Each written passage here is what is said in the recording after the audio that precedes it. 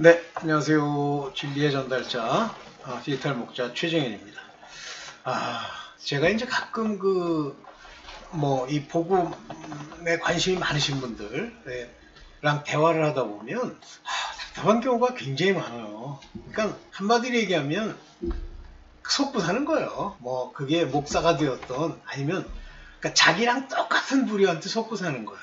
오늘, 아주 중요한 얘기라고 저는 봅니다. 근데 여러분들한테 이제 도움이 얼마나 될는지 모르겠는데, 제가, 이제 헬라어 관련해서 뭘 찾다가 아주 놀라운 구절을 하나 발견했어요.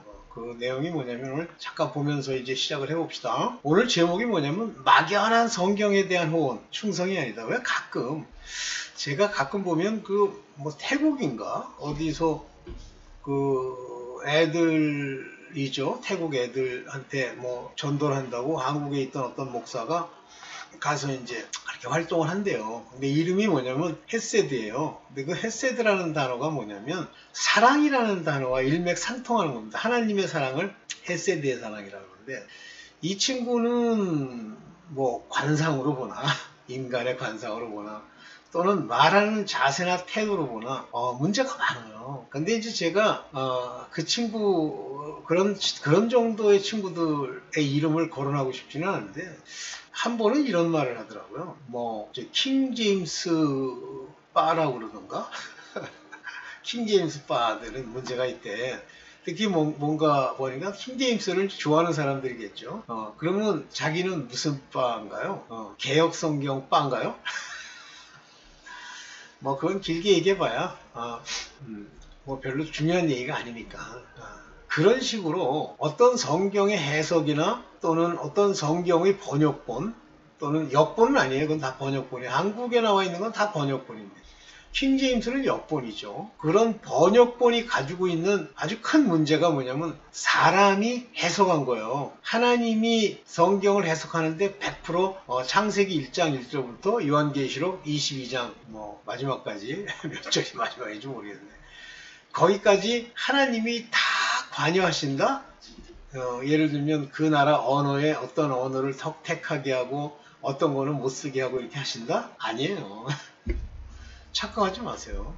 왜 아니냐면 아무리 인간이 좋은 단어, 완벽하게 일치하는 단어를 골라도 그 성경을 이해하는 것, 그 성경을 깨닫는 것은 아버지께 속해 있기 때문에, 아버지가 깨닫게 하지 않으면 아무리 번역의 단어가 완전하고 직역에 그보다 더 놀라운 직역이 없다라고 해도 사실은 못 깨닫습니다. 오늘 그 얘기를 찾는데 이제 이런 아주 재밌고 귀한 얘기가 하나 나와서 제가 이 얘기를 좀 드리고, 이 얘기를 다 드리고 나서 제가 만든 자료로 가볼게요. 네, 한번 봅니다. 제목이 뭐냐면 중간태. 제가 이제 중간태 얘기 많이 하잖아요. 중간태의 회복이 우리의 구원이다. 그래서 이 말을 듣는 순간에 깜짝 놀랐어요. 아니, 중간태 회복이 우리의 구원이다. 이걸 어떻게 깨달았지? 이렇게 나왔죠. 이거 좀 읽으면서 이제 이 얘기를 좀 설명을 해볼게요. 성경 헬라어에는 다른 언어에서는 찾기 힘든 중간태가 있다. 중간태는 누군가 시작한 행위를 내가 받아들이는 것을 말하는 거예요. 여기서 이제 누군가 시작한 행위다 하는 거는 이제 그 언어 학상으로 보면 남이 시작을 했는데 내가 그것의 수혜자란 말이 맞아요. 내가 그거의 대상이 되는 것. 그러나 거기 표현은 뭐처럼 되어 있냐면 능동태나 이런 것처럼 되어 있는 거예요. 또한 그 행동의 과정과 결과에 참여하는 주어를 묘사하는 용법이다. 즉, 이 중간태를 쓰면 주어가 나거든요, 사람. 그런데 그 행동의 과정 또는 그 결과에 그 사람이 참여한다라는 의미만 가지고 있는 그러한 동사지, 이 행동을 시작한 자가 그 주어고 이 행동의 결과를 만든 자도 주어라는 뜻이 아니에요. 이해되세요? 그래서 중간태를 중동태라고 하기도 한다. 여기 재밌는 얘기가 나옵니다. 유진 피터스는 중간태는 하나님과의 관계에 참여하는 상태에 대해 사용하며, 보세요. 하나님과의 관계에 참여하는, 즉 중간태의 대다수는 하나님이 계획해서 하나님이 움직이게 하는 그것에 주어 내가 참여하는 그런 걸 말하는 동사예요. 그래서 우리는 하나님을 조작하거나 우리 한국에는 이런 자들 많잖아요. 하나님을 조작해서 내가 이런 기도를 드렸더니 하나님이 나를 어찌하지 못하더라. 그런 표현도 있어요. 깜짝 놀랐어. 하나님을 내가 이렇게 하라 저렇게 하라 할 수 있어요? 안 돼요. 아무리 훌륭한 얘기를 해도 소용없어요. 또는 조작당하지도 않아요. 하나님은. 우리는 하나님께서 행하신 행위 속에 포함되고 거기에 참여하지만 그것을 조정하거나 제한하지 않는다. 이것이 중간태예요. 그래서 제가 이제 중간태로 옛날에 한번 얘기한 적이 있는데, 천국은 침노하는 자가 그 이후로 천국을 침노하는 자들이 나타났다 할 때 이 침노가 내가 막 때려 부시고 들어가는 거라고 생각해요. 하나님이 나로 하여금 바로 그 침노, 글로 뚫고 들어가는 것을 허락하셨다는 의미예요. 또 볼게요. 또 인간의 언어는 원래 능동태와 중간태만 있고 수동태는 없었다. 맞습니다. 이제 원래 의미로 치면 수동태라는 건 웃기잖아요. 그죠? 우리나라에도 없어요. 수동태는 그냥 수동태처럼 만들어가지고 비틀어가지고 쓰는 거지. 에덴으로부터 멀리 떨어질수록 중간태를 사용하지 못할 정도로 위축되었으며 에덴으로부터 그래서 복음을 가리켜 중간태의 회복이다 라고 말한다. 우리가 시작하지 않은 행동 속에 기도로 의지하며 사는 법을 배우게 되고 이는 인간으로서 그리고 그리스도인으로서 최상의 상태에 있을 때 우리가 하나님과 그 피조물에게 중간태로 기도하며 내가 기도하는 게 아니에요. 하나님이 기도케 하시면 내가 참여하는 거죠. 하나님을 사모하며 내가 사랑하는 게 아니에요. 하나님을 사랑하십니다. 무슨 개떡 같은 소리를 해. 이 한국인 이 미친 목사야. 그리고 그의 은혜를 받아 누리는 존재로서 그가 은혜로 주셔야만 누리는 존재로서 그분의 행하신 일의 결과에 참여하게 되는 것이다. 와, 거의 완벽한 설명입니다. 이보다 더 완벽하게 중간태와 성경의 이야기를 설명한 글은 없어요. 보세요. 에덴의 언어와 중간태. 영어나 우리말 동사에는 능동태와 수동태가 있다. 그러나 성경 헬라어에는 능동과 수동 외에 중간태라는 독특한 태가 있으며 이를 통해 진리의 깊은 의미를 전하고 있다. 이 중간태를 모르잖아요. 한글로 있잖아요. 그러면 한글에 자기는 개혁성경도 좋대. 다 이해한대. 우리 친구가 그러더라고요. 그래서 저건 대화할 인물이 못 된다라고 생각해요. 술 먹고 취해가지고 그 소리를 하는 거예요. 아유, 이 가짜들아. 한국에 있는 이 가짜, 믿음도 없는 가짜들아. 정신 차려라, 이 사람들아. 아휴. 언어학자에 의하면 중간태는 산스크리트, 고대 페르시아, 고트어도 이제 헬라어의 한 부분입니다. 등 그리스 헬라 시대까지 존재했었으나 라틴 로마 시대에 이르러 거의 소멸되다시피 현재 이르고 있는 것이 바로 중간태입니다. 근데 헬라어에는 있다는 거예요. 능동과 중동태의 대립에서 능동과 수동태의 대립으로 변화되었다. 그러니까 이 중동태 또는 중간태라는 게 있어서 실제 이제 하나님이 개입하는 부분을 빼놓고 이 수동태라고 해서 인간이 그 사이에 이제 들어가는 거예요. 그래서 여기 보면 성경은 중간태를 통해 진리의 깊은 의미를 전달하고 있는데 보다 중요한 것은 이것이 단순히 성경의 이해나 문법에 그치는 것이 아니라 그리스도인의 삶에 깊이 관련되어 있기 때문에 너무 중요하다. 여기 이제 여기까지만 하고 말게요. 물론 중간태를 모른다 해서 영의 삶이 불가능하다는 것은 아니다. 그러나 이 중간태를 알므로써 우리의 영적 삶이 더욱 풍성해지고 성경의 이해가 더 깊어진다. 근데 제가 볼 때는 중간태의 의미를 내가 깨달음으로 얻지 못하면 영적 삶은 난 불가능하다고 봐요. 즉 우리의 구원이 어떤 의미로는 중간태의 회복에 있다 해도 지나친 말이 아니다. 놀라운 얘기입니다. 놀라운 얘기. 뒷부분 더 읽어야 되는데 여러분들 이해하십니까? 제가 중간태 자꾸만 얘기하잖아요. Do not have 그러면 can이에요. can. 할 수 있다. 근데 할 수 있다라는 주어는 항상 나예요. 내가 할 수 있다? 또는 누가 할 수 있다? No. 그거는 중간태입니다. 하나님이 할 수 있게 해줘야 하는 거예요. 제가 그 이슬람 계통의 사람들에게 인샬라라는 단어를 쓴다 그랬잖아요. 인샬라. 하나님이 하셨다. 우리는 받아들이기만 하면 된다. 차라리 그게 훨씬 훌륭한 하나님의 뜻을 이해하는 방법이에요. 그러니까 뭐 앉아가지고 마치 자기가 무슨 하나님이 된 것처럼 우리나라 성경 뭐 그것도 잘 번역된 거기 때문에 그 안에도 진리가 있고 뭐 성경의 번역이 잘못됐다든가 문제 있다고 얘기하면 그건 가짜예요. 그럼 그래 알았어. 그냥 잘 가. 빠이빠이. 그거는요, 하나님 성령이 그에게 성경을 알 수 있는 지혜를 준 적이 없는 거예요. 그런 말 하면 하나님이 막 깜짝 놀라셔갖고, 아니 저렇게 훌륭한 놈의 멘트가 있다니 저놈 훌륭하게 쳐라 그러는 줄 알아. 막연하게 알지도 못한 채로 성경에 대해서 뭐 호언하고 옳으니 그르니 그러잖아요. 그게 여러분들 충성인 줄 아세요? 마귀의 장난질에 놀아나는 가짜의 특징이에요. 제가 이제 만든 자료를 보면서 가봅시다. 막연한 무슨 근거도 없어. 그렇다고 이 원어에 대해서 아는 것도 아니야. 하나님이 깨달음을 준 것도 아니야. 그냥 막연한 성경적 호언. 성경에 대해서 한글 성경도 훌륭하고 뭐 미국 성경도 다 훌륭하다. 이런 식의 호언 뒤에서 이렇게 놓고선 속으로 은근히 웃습니다. 하나님 제가 말 잘했나요? 이런 식은 전부 속임이에요. 자기를 속이는 거예요. 모르잖아 너는. 막연하게 호언한 거 아니야. 자, 마태복음 13장 10절 봅시다. 제자들이 예수께 나와 가로되 어찌하여 저희에게 비유로 말씀하시나이까? 이렇게 물어요. 비유. 여기 영어로는 이제 parable이라는 말을 씁니다. parable. 이 parable이라는 말은 다른 말로 하면 이솝 우화할 때 이솝 우화가 이솝 parable이에요. 그러면 이솝 우화 안에는 뜻이 들어있지만 여우가 한 행동이 하나의 팩트 사실입니까? 아니죠. 비유로 말씀하신다. 패러블로 말씀하시는데 말씀하시나이까? 이렇게 물으니까 대답하여 가라사대 천국의 비밀. 여기 천국의 비밀입니다. The mystery of kingdom of heaven. 천국의 왕국의 미스터리를 아는 것이 너에게는 허락되었어. given. 주어져 있단 말이에요. 그러나 저희에게는 아니 되었나니. 그래서 너희와 저희입니다. 너희는 하나님의 뜻을 아는 자들이고요. 저희는 모르는 자들이에요. 이렇게 이런 막연해 이렇게 모르는 자들이 막연히 그 막연하다는 건 모른다는 얘기잖아요. 모르는 자들이 성경은 훌륭합니다. 역시 하나님뿐이셔. 뭐 백날 해봐야 아무 소용이 없어요.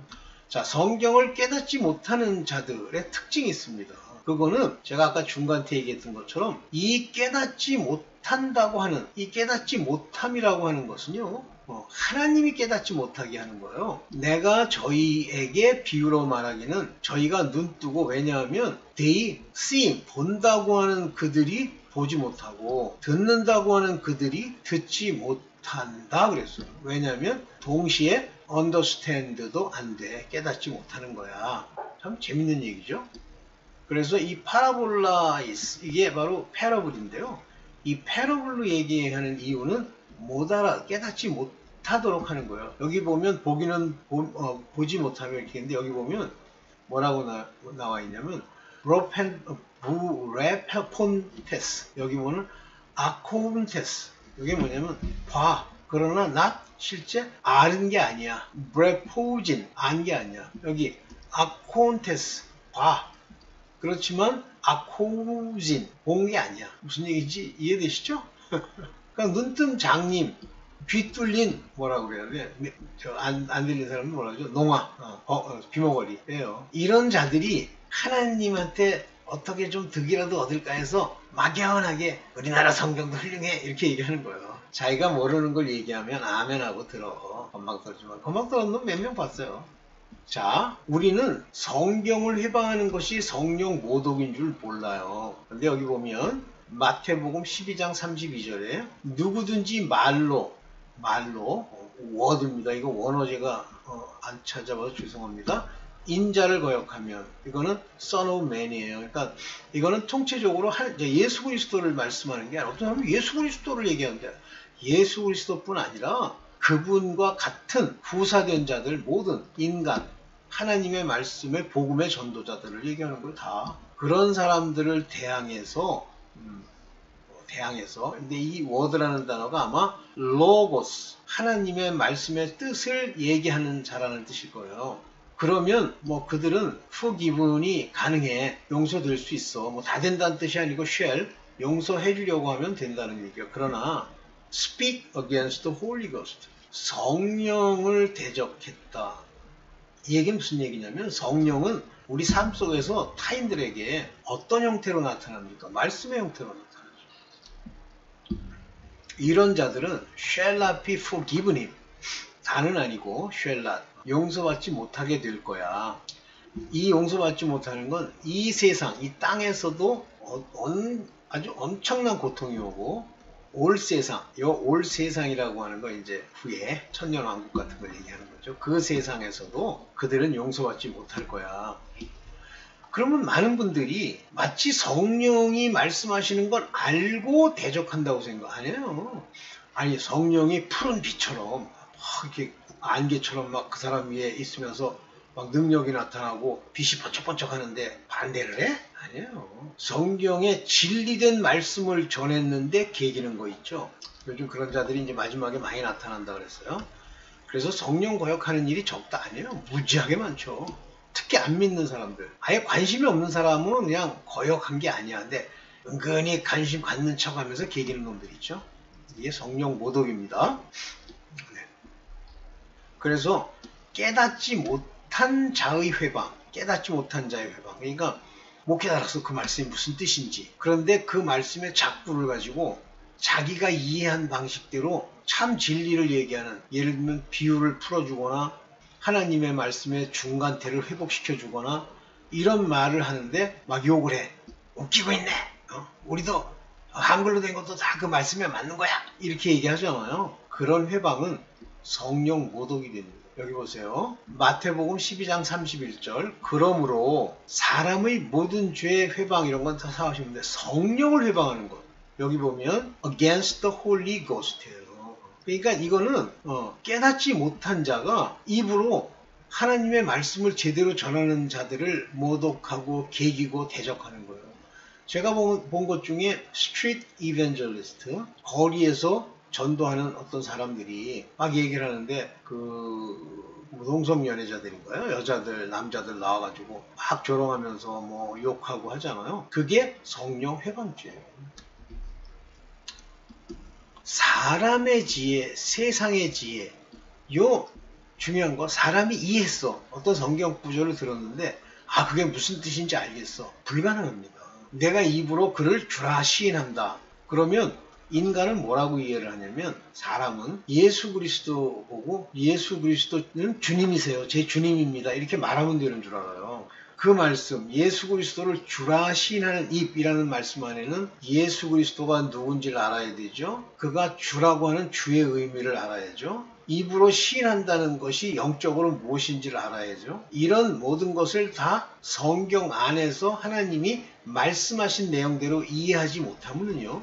그거는 아무런 효과가 없어요. 말장난에 불과해요. 그런데 사람의 지혜로 풀잖아요. 그러면 이해가 됩니다. 그래서 뭐라고 그러냐면 너희가 믿음 있으면 그 믿음으로 너희가 비록 살인을 했을지라도 천국 갈 수 있어. 이렇게 얘기를 했다고 합시다. 자, 너희가 믿으면 이라고 하는 그 믿음, 이 본질이 무엇인지를 하나님의 성령이 그에게 깨닫게 해주지 않았는데도 그 믿음이라는 단어 하나만 놓고 살인을 해도 천국에 갈 수 있다라고 하면 살인이 뭔지, 하나님의 죄가 뭔지 그 본질들을 이해 못한 채로 그 말만 가지고 어디서 주워 듣고 살인해도 된대. 그래도 구원받을 수 있대. 그러면 살인한 게 뭐야? 자살해도 천국 가는 경우가 있대. 그거 큰일 납니다. 제대로 이해한 게 아니에요. 그런데 사람의 지혜, 사람의 생각, 사람의 말, 사람이 해석한 걸로 이해가 되잖아요. 그러면 거의 대부분 거짓말입니다. 고린도전서 2장 6절. 그러나 우리가 온전한 자들 중에 지혜를 말하노니 이는 세상의 지혜가 아니요 사람들이 얘기하는 학문적으로 또는 통계적으로 많은 경우에 연구한 연구자들의 지혜, 그런 지혜가 아니요 또 세상에 없어질 관원의 지혜, 그러니까 이 관원의 지혜다 이렇게 얘기하니까 무슨 정부 관료가 아니면 그런 얘기가 아니에요. 관원의 지혜, 공부 많이 한 자들, 연구 많이 한 자들의 지혜도 아니요. 그래서 오직 비밀한 가운데 있는 요 비밀한 가운데 있어요. 모르는 거예요. 미스테리예요. 그냥은 알 수 없어요. 하나님이 알게 해주셔야 알 수 있는 그 가운데 있는 하나님의 지혜입니다. 그래서 하나님의 지혜는 세상 관원의 지혜로는 알 수가 없어요. 감추어져 있기 때문에 그렇습니다. 그래서 감추어져 있다는 얘기는 사람들이 그냥 자꾸로 읽어가지고 뭐 한글 성경에도 훌륭한 점이 있어요. 있다고 소리하는 인간들에게는 감추었던 것인데 하나님이 우리의 영광을 위해서 만세전에 미리 정하신 것이라. 만세전이에요. 태초에 오래전에 정했습니다. 올데인 천사들이 법령과 천사들의 관여를 통해서 결정되어 있는 거예요. 감추인 것으로 미리 정하신 것이라. 그런데 이 하나님의 모략과 지혜가 들어있는 이 말을 그 인간이 조금 주워 들은 걸로 이런 걸로 알아들을 수 있다? 없습니다. 없습니다. 그 마지막이죠. 여러분들 이해되세요? 왜 성경을 깨달은 사람들이 얘기를 하고 두 개씩 풀고 강조하고 하느냐. 저도 어떤 분의 설교, 어떤 분의 말씀을 들으면 못 알아듣는 게 있어요. 못 알아들으니까 에이 이거 참 못 알아듣는 거 뭐. 내가 알아듣겠는데 그 내용이 잘못됐다는 것까지도 알아. 그러면 제가 아는 거예요. 그런데 듣기는 듣는데 어느 부분은 알겠는데 전체 속의 그 이야기의 얼개도를 모르잖아요. 모르는 거예요.